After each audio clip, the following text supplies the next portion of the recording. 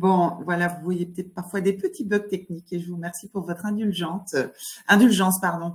Voilà, alors on va démarrer tout de suite avec Johanna Laromona. Vous pouvez nous rejoindre. Merci d'être avec nous ce matin, Johanna. Et vous m'entendez bien, je suppose? Moi, tout va bien, mais est-ce que vous m'entendez? Parfaitement, parfaitement. Il y a beaucoup de monde qui nous écoute ce matin. Et là, je pense qu'en plus, vous allez certainement apporter des grands éclairages sur tout ce qu'est le mindset, ce qu'il ne faut pas oublier, qui fait beaucoup aussi dans les choix que l'on prend et dans la posture que l'on adopte. J'imagine que vous allez nous parler de tout ça. Il y a plus de 200 personnes qui vous écoutent, Johanna, ce matin. Nous sommes ravis de cette audience. Merci aussi à vous toutes d'être présentes. Je vous rappelle que le chat est là pour que vous puissiez interagir entre vous, avec nous également, et que vous avez également un onglet questions. Vous pouvez poser vos questions. Ça permettra aussi à d'autres personnes qui suivent la masterclass de liker votre question pour qu'elle soit voilà, qu'on puisse renchérir sur la question et que je puisse la poser à Johanna en priorité à l'issue de cette masterclass. Je vous rappelle également que toutes ces masterclass sont accessibles en replay sur notre chaîne YouTube d'ici quelques jours. Donc, vous pourrez réécouter tout ce qui se dit. Johanna, je vous laisse la parole. Nous avons votre présentation qui est prête à être partagée. Vous pouvez nous donner le signal dès que c'est bon. Et je vous retrouve d'ici une 20-25 minutes pour échanger avec vous et vous partager les questions auxquelles vous n'auriez peut-être pas répondu pendant votre présentation. Voilà, je vous laisse. À tout de suite. Merci Valentine, merci. Donc j'attends la présentation. Très bien, super. Alors, est-ce que déjà vous pouvez me dire, je vous dis bonjour à toutes et à tous. Est-ce que vous pouvez me dire dans le chat que vous m'entendez bien? Parce que du coup, je n'ai pas de retour. OK. Est-ce que vous allez bien ce matin? Donc, il est 10h30. Je vois beaucoup de personnes très motivées. Donc, j'espère que voilà, moi, je vais très bien. Donc, j'espère que vous aussi. Avant donc de commencer ma présentation sur le mindset, je voulais me présenter. Donc, Johanna Laromona. Moi, je suis conseillère carrière et coach professionnel. Donc, depuis des années, j'accompagne des personnes dans différentes thématiques autour de la carrière. Donc, j'accompagne des personnes notamment sur 3 thèmes principaux. La recherche d'emploi, donc tout ce qui concerne les outils de la recherche d'emploi comme CV, l'aide de motivation, simulation d'entretien d'embauche. Deuxième partie va concerner plus la reconversion professionnelle, donc avec les tests, les enquêtes métiers, la recherche des formations. Et troisième thématique, ça sera le coaching professionnel que je propose. Donc, c'est vraiment un travail sur les objectifs et les solutions. Donc ça, c'est vraiment le cœur de mon activité. Mais là, aujourd'hui, je voulais vous partager donc cette présentation sur le thème des mindset.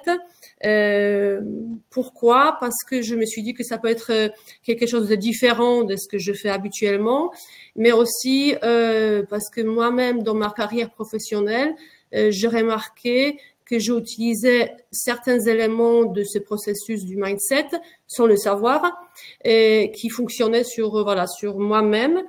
Et également, c'est parce que depuis plusieurs mois maintenant, je fais partie d'un programme américain, Thinking into Results, qui utilise beaucoup ce thème mindset. Voilà, donc on va faire un petit point ce que c'est le mindset. C'est un sujet à la mode, on entend beaucoup de choses. Donc il va y avoir une introduction autour de ce mot. Et aussi, il va y avoir une partie sur les croyances limitantes, parce que vous allez voir qu'il y a un lien entre le mindset et les croyances limitantes qu'on peut rencontrer dans nos quotidiens de tous les jours. Et on va terminer aussi avec 2-3 exercices pour voir un peu où vous en êtes par rapport à votre mindset.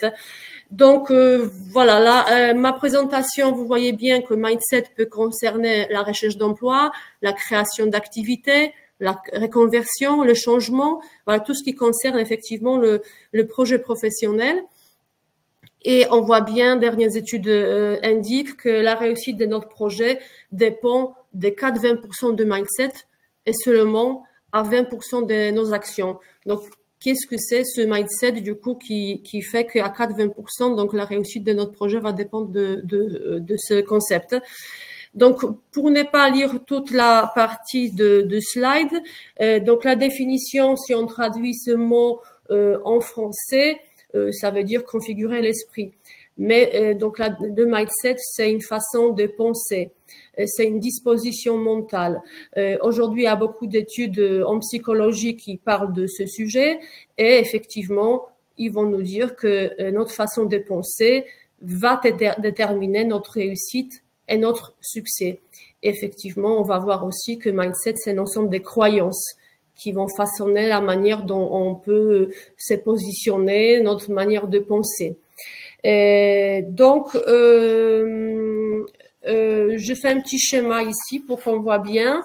Vous allez voir que la partie essentielle va concerner l'objectif. L'objectif qui va guider nos pensées. On va voir après plus loin les émotions, les actions qu'on va mettre en place et finalement le résultat qu'on va obtenir, soit positif ou négatif par rapport à nos actions qu'on va mettre en place. Donc l'objectif, il a une fonction vraiment essentielle dans le mindset. Donc dans notre cas, on va parler d'objectif professionnel, c'est-à-dire je vais chercher un autre emploi, je souhaite avoir un autre métier, je vais créer une activité. Donc il faut vraiment préciser clairement quel est mon objectif aujourd'hui pour que nos pensées puissent suivre cet objectif. Donc, la chose essentielle, après, on va faire vraiment un petit peu plus le point approfondi sur l'objectif. Il faut qu'il soit très précis. Qu'est-ce que je veux aujourd'hui? Qu'est-ce qui m'intéresse dans mon projet professionnel? Donc, un objectif clair et précis. C'est un petit peu comme vous étiez dans un brouillard et l'objectif va vous guider. Et il va guider nos actions, mais également nos pensées. Donc, c'est vraiment essentiel de préciser cet objectif. Donc, plus on pense à nos objectifs, on va mettre les actions qui vont avec. Donc, vous allez voir que dans le mindset, les passages à l'action et la mise en mouvement sont essentiels. On ne peut pas parler que du mental, il faut absolument passer à l'action.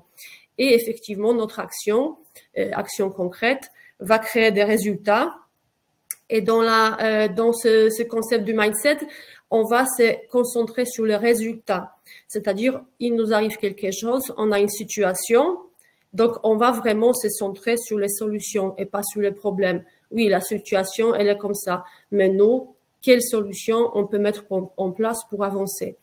Et donc vraiment, c'est cette action et si le résultat il est négatif, ben on réessaye la deuxième fois, il sera probablement positif.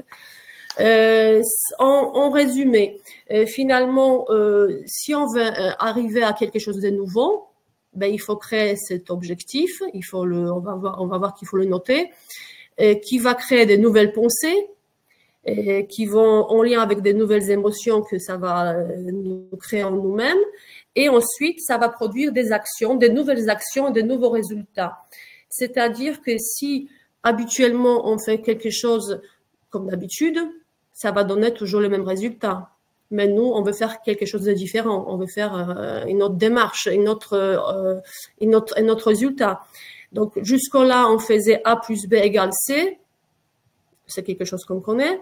Mais aujourd'hui, on veut faire A plus B égale D. Donc, c'est-à-dire qu'il faut changer quelque chose. Donc, il faut faire quelque chose de nouveau. Et ce changement va effectivement passer par la sortie de notre zone de confort. Si on veut faire quelque chose de différent et avoir des résultats différents, donc il faut sortir de cette zone de confort.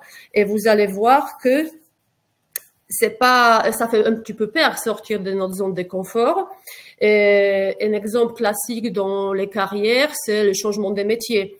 Si on veut changer de métier, passer par la reconversion professionnelle, mais il est bien évident qu'on va faire des choses qu'on ne connaît pas, donc on va sortir de nos zones de confort pour pouvoir les mettre en place.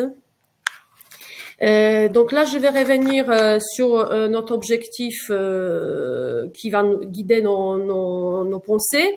Alors, cet objectif, donc, il doit être très clair, donc parce que c'est lui qui va guider notre mental. Donc, cet objectif doit être écrit.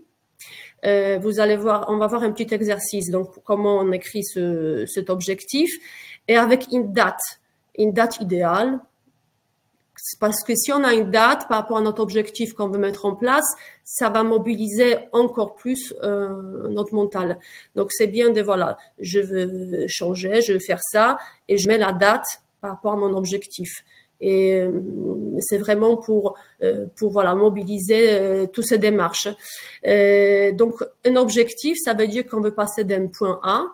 Aujourd'hui, je suis là, et je vais aller vers un point B. Mais entre le point A et un point B, vous allez voir plusieurs petites étapes qui vont être plus ou moins longues. Il peut y avoir 2-3 étapes entre A et B, mais il peut y avoir beaucoup plus. Et c'est là, effectivement, vous allez voir que s'il y a plusieurs étapes, peut nous bloquer des suites. Oh là là, il y a tellement d'étapes que finalement, ça fait peur, j'y vais pas. Mais dans le processus des mindsets, ce qui est important pour y arriver, c'est connaître 2 premières étapes. Si on connaît 2 premières étapes, les autres vont arriver après. C'est pas la peine de penser des suites à toutes les étapes. Il faut connaître 1 ou 2 premiers pour pouvoir se mettre au mouvement. Ce qui est important aussi, c'est que si on choisit notre objectif professionnel, que cet objectif nous engage. Je veux vraiment ça. Je veux vraiment passer de statut salarié à un statut cadre. Je vais créer une activité, mon entreprise. Donc, il faut que ce soit un objectif qui nous fait vibrer, qui nous engage. Je veux vraiment ça.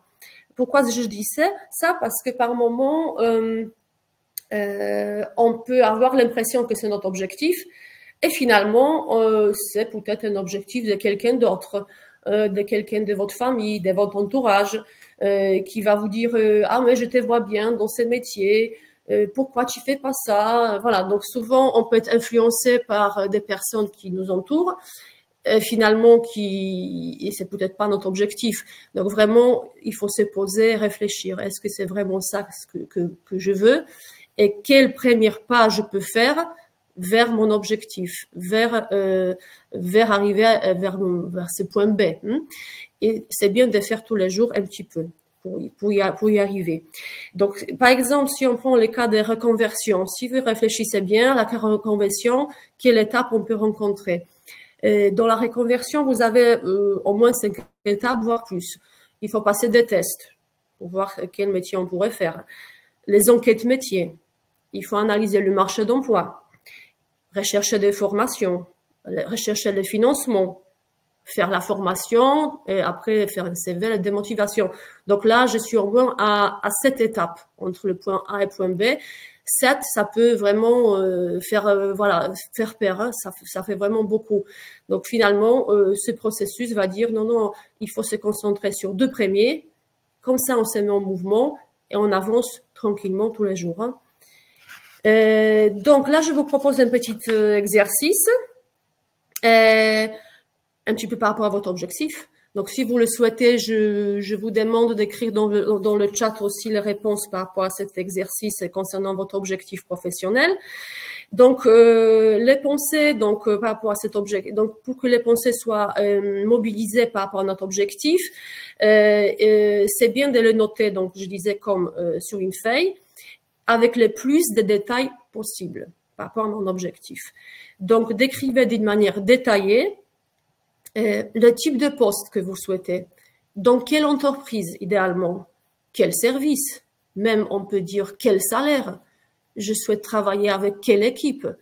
Donc, plus il y a des détails, mieux c'est pour notre mental. Parce que comme ça, on peut s'imaginer, se projeter concrètement. On peut même aller dans quel bureau, si c'est la même boîte, hein, avec quels collègues. Finalement, il faut essayer aussi se dire comment je me vois finalement mentalement là où je veux être, quelle personne je veux être, comme je vais arriver à cet objectif. Donc, plus on a des détails, plus on note et décrit le détail, plus ça fonctionne. Donc, ce que je vous propose, c'est vraiment, voilà, est-ce que vous avez déjà votre objectif qui est précis et est-ce que vous le notez? En fait, est-ce que votre objectif, il est noté sur une feuille avec tous les détails possibles? Et est-ce que vous avez bien mis la date? Je veux dans 6 mois arriver à mon objectif. Donc voilà, donc plus il y a des détails, mieux c'est pour le mental. Ensuite, la partie des émotions, vous allez voir qu'elle est aussi importante parce que donc en lisant notre objectif qui est déjà noté, en pensant à notre objectif, essayez de ressentir de l'émotion soutenante. C'est-à-dire que si je vais arriver là où je suis, où je vais être, je vais sentir la fierté. Je vais me dire, j'étais vraiment courageuse, je suis déterminée. Donc voilà, essayez d'associer à votre projet, à votre objectif, une émotion. On peut même aller plus loin. On peut imaginer que un de nos proches nous félicite. Et qu'est-ce que ça va faire comme émotion nous? On peut imaginer que quelqu'un nous dit waouh, tu as réussi ton entretien d'embauche, je le savais, je savais que tu vas avoir ce poste. Donc essayez, voilà, avec notre objectif qui est écrit, de trouver une émotion soutenante pour nous par rapport à cet objectif. Pourquoi on le fait ça? En fait, ça vient des domaines du sport. Parce que vous avez sûrement entendu que dans le monde sportif, il y a la préparation physique, mais il y a aussi la préparation mentale. Et il faut un bon mental pour relever les défis sportifs, avec souvent les sportifs se fixent aussi des objectifs précis.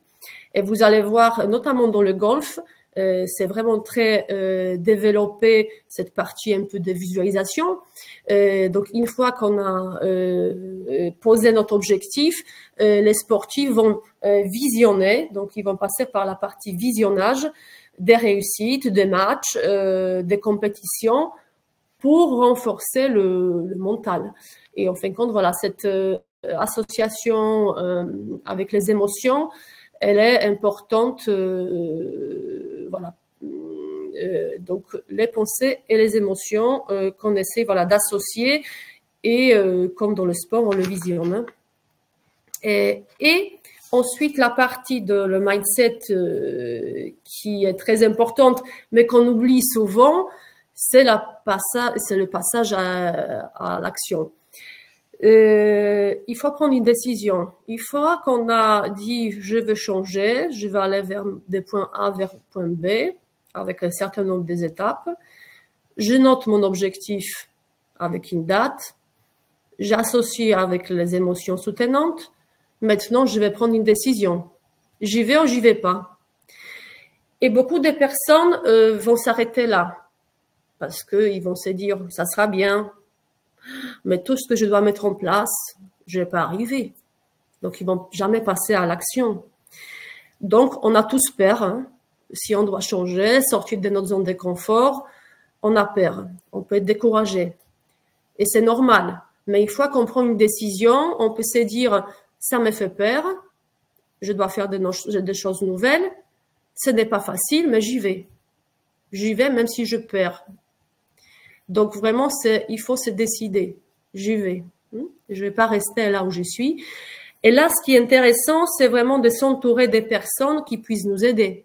C'est là que il faut pas rester seul. Si la peur, si vous avez des blocages, c'est bien de chercher de l'aide, des personnes qui puissent nous guider, nous mobiliser, et de ne pas avoir peur de demander de l'aide.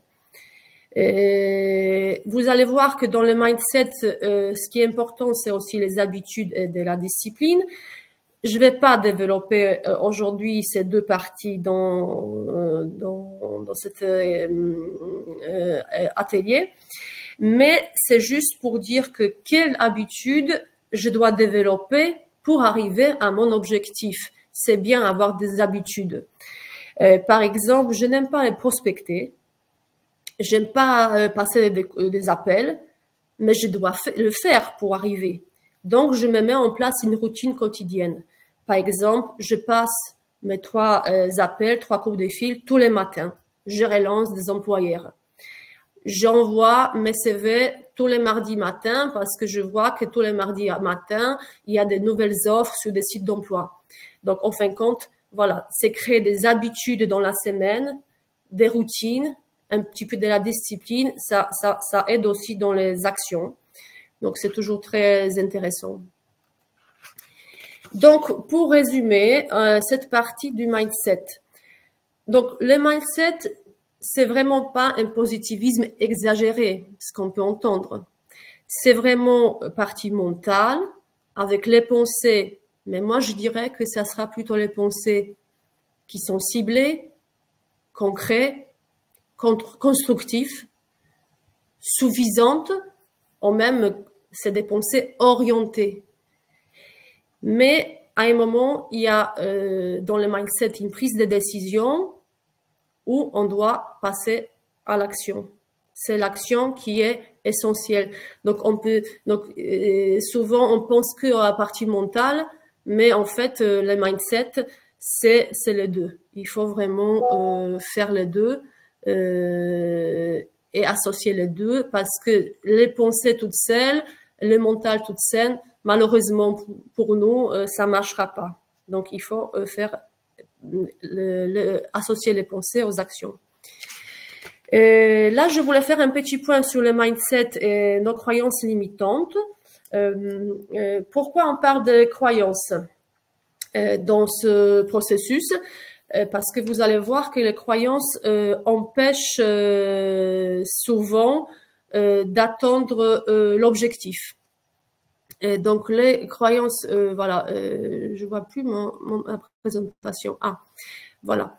Donc, les mindsets, donc, et croyances limitantes. Donc, c'est les croyances limitantes. Vous allez voir que c'est des pensées limitantes qu'on peut avoir souvent en lien avec notre éducation, notre culture, et aussi avec les expériences qui vont se répéter. S'il y a un certain nombre de fois qu'il y a une expérience négative ou positive qui se répète, ça peut devenir une croyance. Donc, des exemples que j'ai mis là, par exemple, ce qu'on peut dire, ce qu'on peut entendre régulièrement par rapport à nos croyances limitantes, pour gagner beaucoup d'argent, il faut travailler dur. Nous ne pouvons pas concilier la vie professionnelle et la vie familiale. Les personnes de plus de 50 ans ne peuvent pas changer de carrière. Donc, ce que je vous invite peut-être maintenant dans le chat, c'est de noter quelles sont vos croyances limitantes avec l'argent, avec le travail. Donc là, je notais la vie est dure, il faut être en CDI, c'est vraiment une croyance limitante qu'on entendait beaucoup, peut-être un petit peu moins ici maintenant. Donc, dès que vous entendez il faut, je dois, là, il faut se dire, on est peut-être dans les croyances limitantes. Donc, croyance, ça veut dire aussi certitude, conviction. Donc, ces croyances ne sont ni vraies ni fausses. C'est une croyance qu'on a. C'est une forme de généralisation. Heureusement pour nous, qu'on a aussi les croyances aidantes qui sont nos ressources. On n'a pas que des croyances limitantes qui nous ralentissent, qui nous limitent. Donc, mais après, c'est justement par rapport à notre éducation, notre culture, qui soit aidante, soit limitante.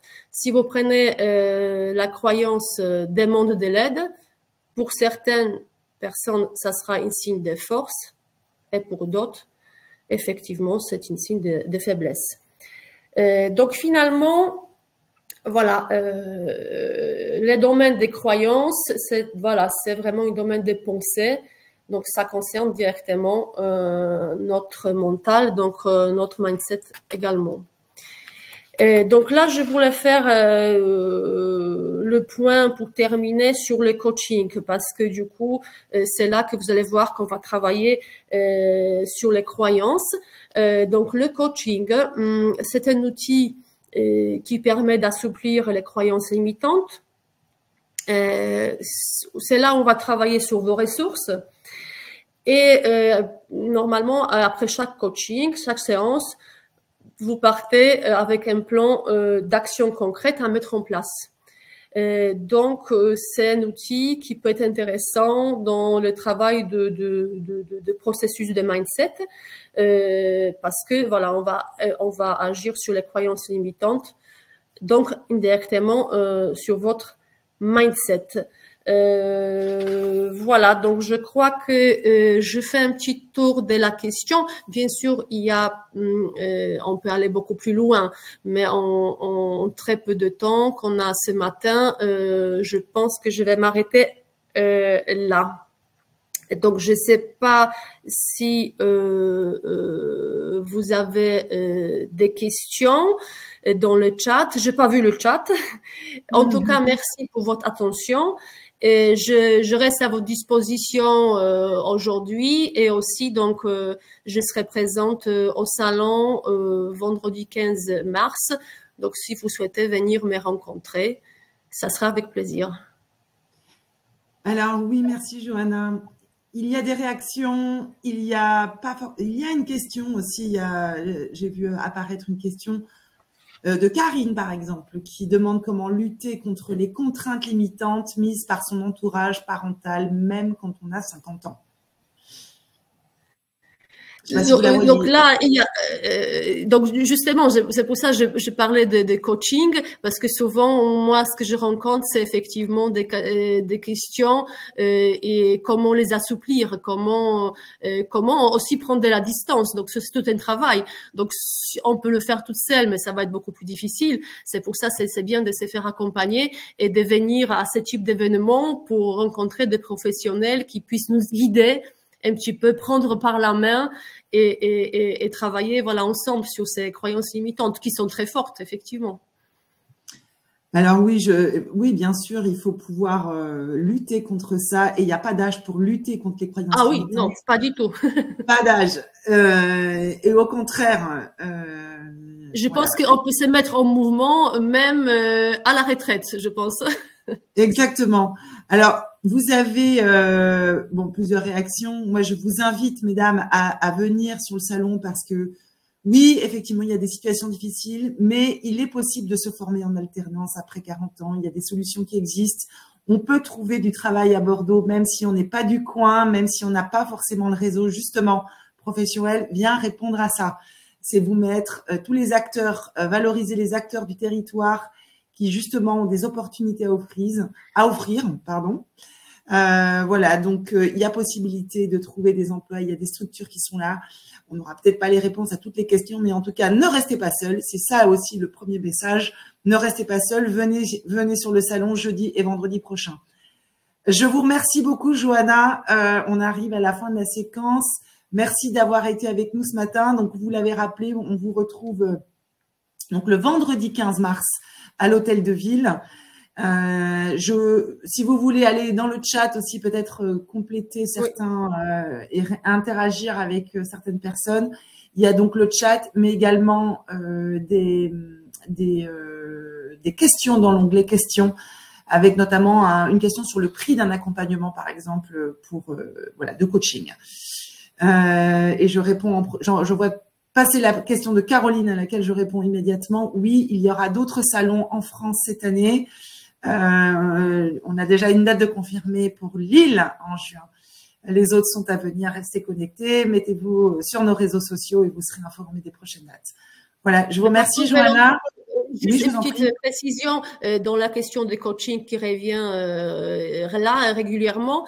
C'est un processus, c'est-à-dire que il est bien évident qu'en une séance, on peut assouplir un petit peu les croyances limitantes, mais souvent, si on parle de coaching, c'est un processus de plusieurs séances. Donc, quelqu'un a posé la question sur les tarifs. Donc, vous avez par exemple un tarif déjà de trois séances qui est à partir de 350 €. Et en 3 séances, on peut déjà faire un petit peu le point et commencer à avancer sur la mise en place de vos actions pour avancer par rapport à ces questions-là. Mais c'est souvent un processus entre 3 à 6 séances minimum pour vraiment arriver à avancer par rapport à ces questions de croyances limitantes, du mindset. Hein. Voilà. Alors, je vais quand même profiter de dire que sur l'espace coaching, vous allez voir comment dynamiser votre image personnelle, professionnelle. Sur l'espace aussi, faites le point sur qui vous êtes. Vous avez la possibilité de prendre des rendez-vous avec les coachs qui seront présents, des rendez-vous gratuits qui auront lieu après le salon. Mais donc, il y aura un stand dédié, un point accueil avec les membres de notre équipe qui vous permettront de prendre des rendez-vous coaching. Johanna, merci encore. Le temps est écoulé. Je remets un petit jingle pour le temps d'inviter nos prochaines intervenants, parce que nous allons parler formation continue. Parce que oui, nous pouvons aussi réorienter sa vie professionnelle grâce à la formation. Des solutions existent. À tout de suite. Merci Johanna. Merci Valentine. Merci à tous. Merci.